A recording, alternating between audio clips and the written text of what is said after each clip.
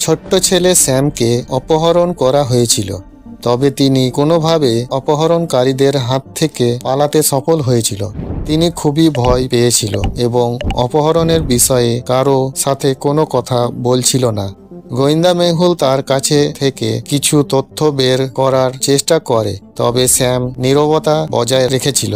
Sam মেহুলকে অপহরণ করার সময় তার তৈরি করা একটি আঁকা ছবি দেখিয়েছিল। মেহুল মনোযোগ সহকারে আঁকা ছবিটি দেখে তিনজন সন্দেহভাজনকে শনাক্ত করে। দাসী: আমি শাক সবজি নিতে বাইরে বেরিয়েছিলাম। চিত্রশিল্পী: আমি পিছনের ঘরটিতে রং করছিলাম। প্রহরী: আমি গেটের বাইরে দাঁড়িয়েছিলাম।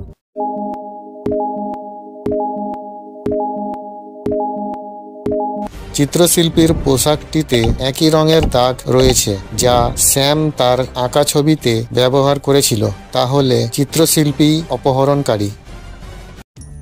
যদি আপনি গল্পগুলো পছন্দ করেন তো দয়া করে লাইক, সাবস্ক্রাইব করুন আর বেল আইকনটি প্রেস করবেন। আর হ্যাঁ, কমেন্ট করতে ভুলবেন না।